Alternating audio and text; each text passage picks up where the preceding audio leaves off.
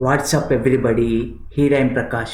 Welcome to my YouTube channel. So friends, today I am going to discuss about a job notification which is released by a staff selection committee. So we will go through it. So let's go.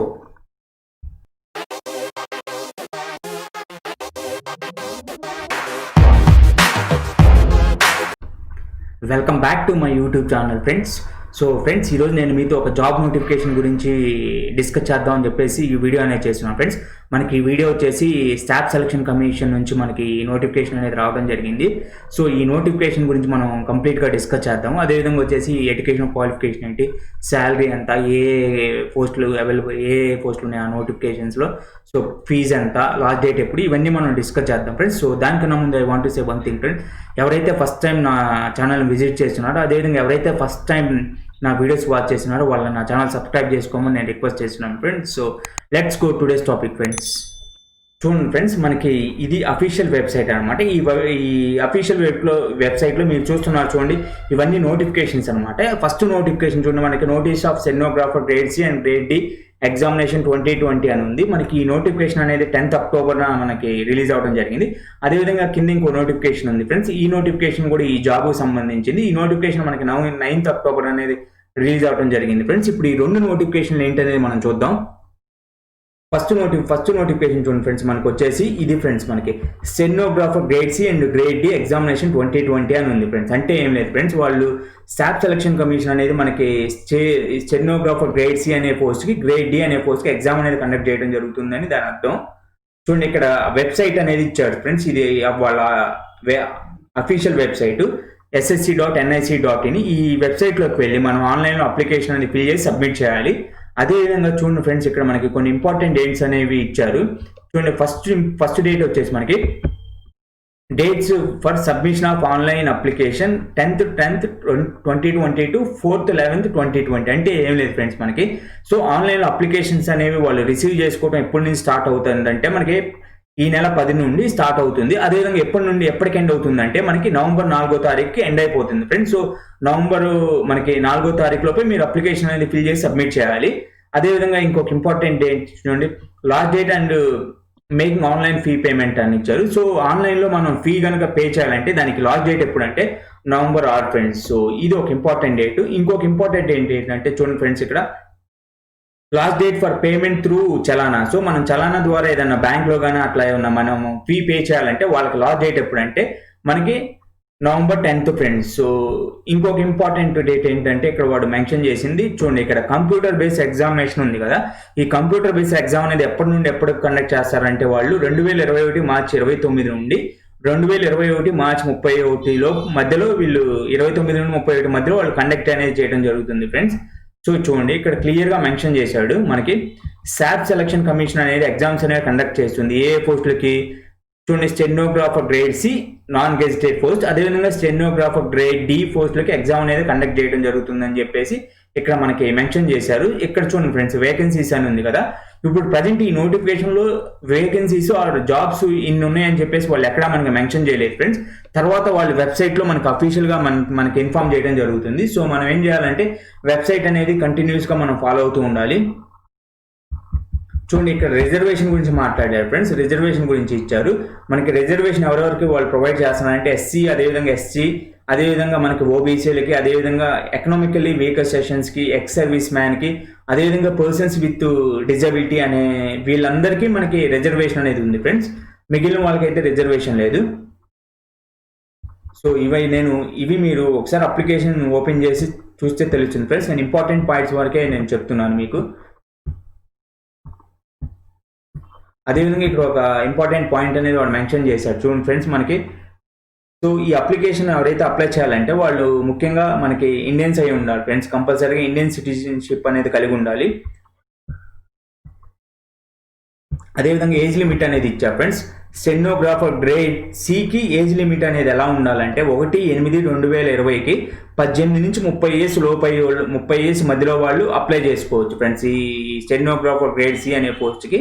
అదేవిధంగా stenographer grade D అనే పోస్ట్కి వాళ్ళ age ఎలా ఉండాలంటే 18 నుంచి 27 ఏళ్ళ మధ్యలో ఉండాలి. అదేవిధంగా వాళ్ళకి ఎప్పటికీ ఇది 1/8/2020 అంటే 2028 1కి వాళ్ళకి 18 నుంచి 27 లోపోళ్ళు ఎలిజిబుల్ అనమాట ఈ జాబ్కి అప్లై చేయాలంటే.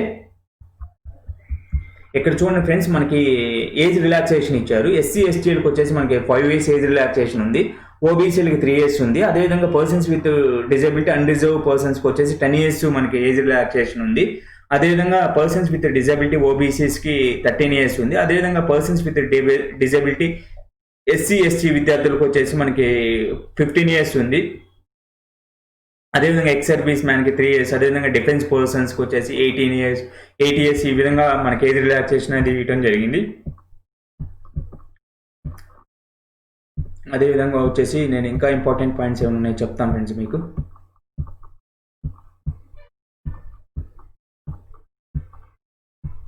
ఇవన్నీ పర్సన్స్ విత్ డిజబిలిటీకి సంబంధించిన ఇన్ఫర్మేషన్ ఫ్రెండ్స్.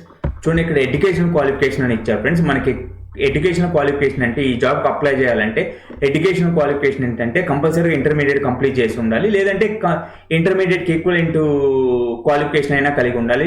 లైక్ డిప్లొమా చేసిన వాళ్ళు కూడా ఎలిజిబుల్ ఫ్రెండ్స్, వాళ్ళు కూడా అప్లై చేసుకోవచ్చు. అట్లా 12th ఇంటర్మీడియట్కి ఈక్వలెంట్ క్వాలిఫికేషన్ అనేది మనం కలిగి ఉండాలి ఫ్రెండ్స్.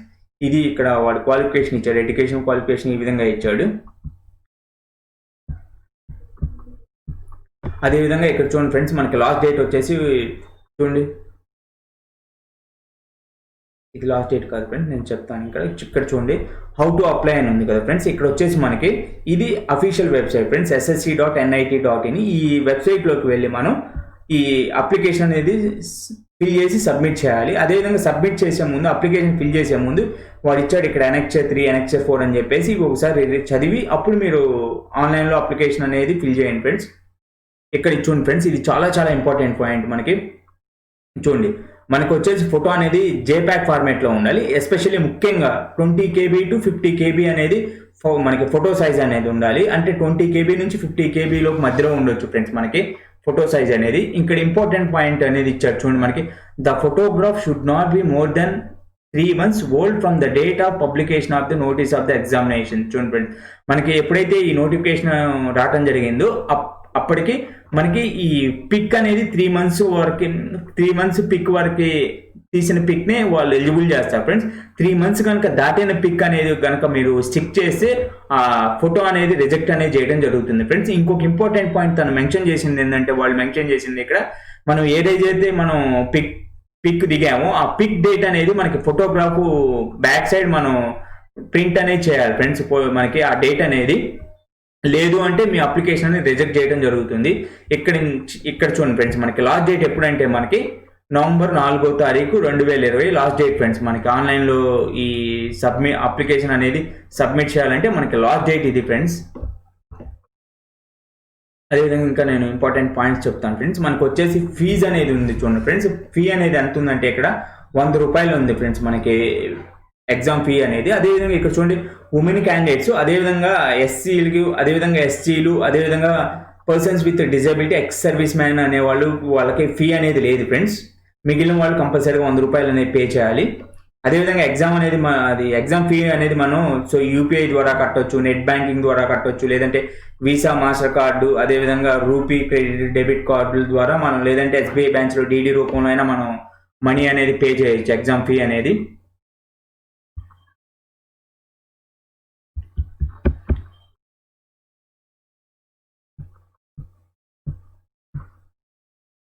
ఇక్కడ మనకి చూడండి ఫ్రెండ్స్, ఎగ్జామినేషన్ సెంటర్స్ ఇచ్చాడు. ఇక్కడ మనకి వచ్చేసి చూపిస్తాను, మనకి ఎక్కడెక్కడ ఎగ్జామినేషన్ సెంటర్స్ ఉన్నాయి మన స్టేట్లో, అదేవిధంగా తెలంగాణలో ఎక్కడ ఉన్నాయి అనేది నేను మీకు చూపిస్తాను ఫ్రెండ్స్. ఇది చూడండి ఫ్రెండ్స్, ఇక్కడ మనకి ఇవ్వడం జరిగింది ఫ్రెండ్స్. సౌత్ రీజియన్లో వచ్చేసి మనకి ఇవి ఇచ్చాడు చూడండి. ఇక్కడ గుంటూరు ఒకటి, కర్నూలు ఒకటి, రాజమండ్రి ఒకటి, తిరుపతి ఒకటి, విజయవాడ ఒకటి, విశాఖపట్నం ఇచ్చారు మనకి. అదేవిధంగా వచ్చేసి మనకి తెలంగాణలో వచ్చేసి హైదరాబాద్, వరంగల్లో 2 చోట్ల ఎగ్జామ్ అయితే కండక్ట్ చేయడం జరుగుతుంది ఫ్రెండ్స్. అదేవిధంగా స్కీమ్ ఆఫ్ ఎగ్జామినేషన్ చూడండి ఫ్రెండ్స్, మనకి ఫస్ట్ మనకు వచ్చేసి ఇవి సబ్జెక్టులు. జనరల్ ఇంటెలిజెన్స్ రీజన్స్ అనేది 50 మార్క్స్ ఉంటుంది, 50 క్వశ్చన్స్ ఉంటాయి, 2 hours టైం అనేది ఉంటుంది ఫ్రెండ్స్ మనకి. అదేవిధంగా జనరల్ అవేర్నెస్, అదేవిధంగా ఇంగ్లీష్ లాంగ్వేజ్ కంపారిజన్, ఇట్లా మొత్తం కలిపి మనకి వచ్చేసి 200 క్వశ్చన్స్ ఉంటాయి, 200 మార్క్స్ అనేవి ఉంటాయి ఫ్రెండ్స్. మనకి 2 hours అనేది టైం అనేది ప్రొవైడ్ చేయడం జరుగుతుంది. అదేవిధంగా పర్సన్స్ విత్ డిజబిలిటీ కొంతమంది క్యాండిడేట్స్ ఉంటారు కదా, వాళ్ళకి వచ్చేసి మనకి 40 minutes అడిషనల్గా ఇవ్వడం జరుగుతుంది ఫ్రెండ్స్. మనకి క్వశ్చన్ పేపర్ అనేది మల్టిపుల్ చాయిస్లో ఉంటుంది. అదేవిధంగా ఇక్కడ వచ్చేసి చాలా ఇంపార్టెంట్ పాయింట్స్, ఇక్కడ నెగిటివ్ మార్క్స్ ఉన్నాయి. ప్రతి మిస్టేక్కి 0.25 మార్క్స్ అనేవి మన మార్క్స్ నుంచి డిడక్ట్ చేయడం జరుగుతుంది. సో మర్చిపోమాకండి ఫ్రెండ్స్, నెగిటివ్ మార్క్స్ ఉన్నాయి ఈ ఎగ్జామ్లో.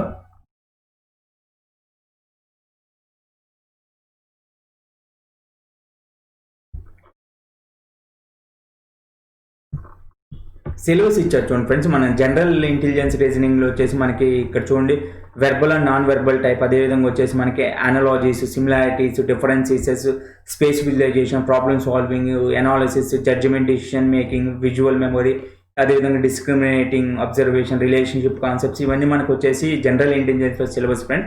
మీకు ఒకసారి నోటిఫికేషన్ చూడండి, మీకు మొత్తం తెలుస్తుంది. అదేవిధంగా జనరల్ అవేర్నెస్లో చూడండి ఫ్రెండ్స్, ఇక్కడ మనకు వచ్చేసి general awareness about environment. So environment మీద మనకి ఎంత అవగాహన ఉందని చెప్పేసి వాళ్ళు మనల్ని టెస్ట్ చేయడం జరుగుతుంది. అంటే వాటి మీద క్వశ్చన్స్ అనేవి ఇవ్వడం జరుగుతుంది. అదేవిధంగా స్పోర్ట్స్, హిస్టరీ, అదేవిధంగా culture, Geography, economic sense, general polity including Indian constitution, ఇవన్నీ మనకి జనరల్ అవేర్నెస్లో సిలబస్ ఫ్రెండ్స్. అదేవిధంగా ఇంగ్లీష్ లాంగ్వేజ్ ఫ్రెండ్స్.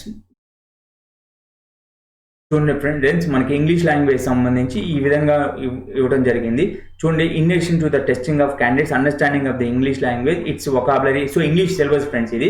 వొకాబులరీ ఉంటుంది, గ్రామర్ ఉంటుంది, సెంటెన్స్ స్ట్రక్చర్ ఉంటుంది, సినానిమ్స్ ఉంటాయి, యాంటానిమ్స్ ఉంటాయి, అదేవిధంగా ఇట్స్ కరెక్టివ్ యూసేజ్ అనేది ఉంటుంది. ఇవి ఇంగ్లీష్ సిలబస్ ఫ్రెండ్స్ మనకి.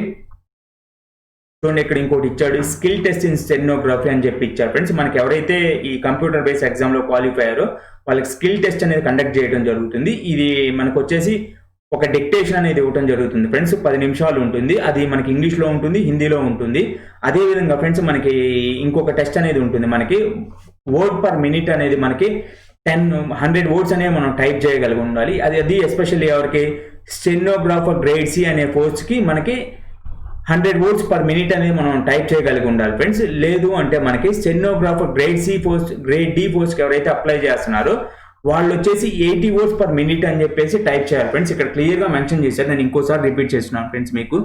సో మనకి చూడండి, స్టెనోగ్రాఫర్ గ్రేడ్ సి అనే ఎగ్జామ్కి వచ్చేసి మనకి 100 వర్డ్స్ పర్ మినిట్ అనే మనం టైప్ చేయగలిగి ఉండాలి. అదేవిధంగా వచ్చేసి స్టెనోగ్రాఫర్ గ్రేడ్ డికి మనకు వచ్చేసి 80 వర్డ్స్ పర్ మినిట్ అనేది మనం టైప్ చేయగలిగి ఉండాలి ఫ్రెండ్స్. ఇక్కడ చూడండి, ఇక్కడ స్టెనోగ్రాఫర్ గ్రేడ్ డి అనేది ఇంగ్లీష్ ఎవరైతే ఎంచుకుంటారో వాళ్ళకి వచ్చేసి 15 మినిట్స్ టైం ఉంటుంది. అదేవిధంగా పర్సన్స్ విత్ డిజబిలిటీ క్యాండిడేట్స్కి వచ్చేసి అడిషనల్గా ఒక 20 మినిట్స్ ప్రొవైడ్ చేయడం జరుగుతుంది. అంటే 70 మినిట్స్ వాళ్ళ టైం అనేది ఉంటుంది. సో హిందీ ఎవరైతే సెలెక్ట్ చేసుకున్నారో వాళ్ళకి వచ్చేసి మనకి 65 మినిట్స్ ఉంటుంది. అదేవిధంగా పర్సన్స్ విత్ డిజబిలిటీ క్యాండిడేట్స్కి వచ్చేసి 90% ఉంటుంది ఫ్రెండ్స్ మనకి. ఇక్కడ చూడండి, స్టెనోగ్రాఫర్ గ్రేడ్ సి అని ఉంది కదా, ఇది ఇంగ్లీష్ ఎవరైతే సెలెక్ట్ చేసుకుంటారో ఆ లాంగ్వేజ్ అనేది వాళ్ళకి 40 మినిట్స్ టైం ఉంటుంది. అదేవిధంగా మనకి ఫిజికల్లీ హ్యాండిక్యాప్డ్ పర్సన్స్కి 55 మినిట్స్ అనేది టైం అనేది ప్రొవైడ్ చేయడం జరుగుతుంది. అదేవిధంగా ఈ స్టెనోగ్రాఫర్ గ్రేడ్ సిలో హిందీ ఎవరైతే పిక్ చేసుకుంటారో వాళ్ళకి 55 మినిట్స్ టైం అనేది ప్రొవైడ్ చేయడం జరుగుతుంది ఫ్రెండ్స్. అదేవిధంగా ఫిజికల్లీ హ్యాండిక్యాప్డ్ పర్సన్స్కి వచ్చేసి మనకి 75 నిమిషాలు అనేది 75 మినిట్స్ అనేది ఇవ్వడం జరుగుతుంది ఫ్రెండ్స్.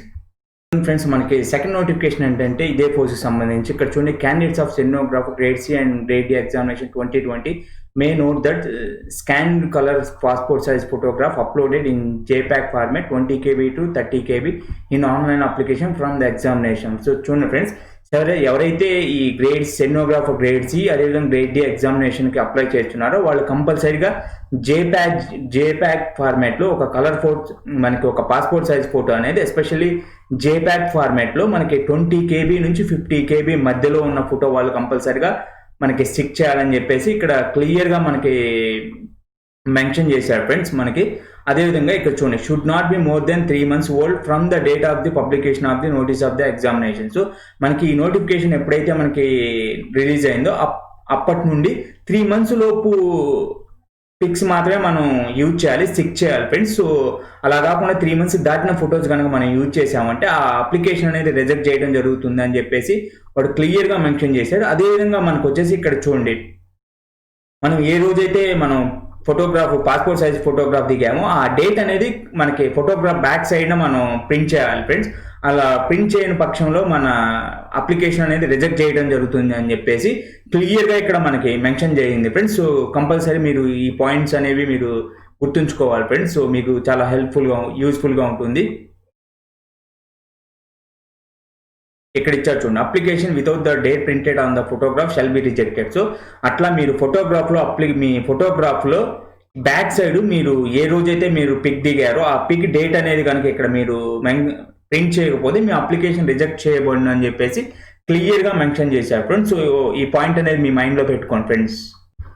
సో ఫ్రెండ్స్, ఇది ఫ్రెండ్స్ ఈ నోటిఫికేషన్ గురించి కంప్లీట్ ఇన్ఫర్మేషన్ ఫ్రెండ్స్. సో మీరు ఒకసారి అఫీషియల్ వెబ్సైట్లోకి వెళ్ళి కూడా కావాలంటే ఈ నోటిఫికేషన్ అనేది డౌన్లోడ్ చేసుకోవచ్చు ఫ్రెండ్స్.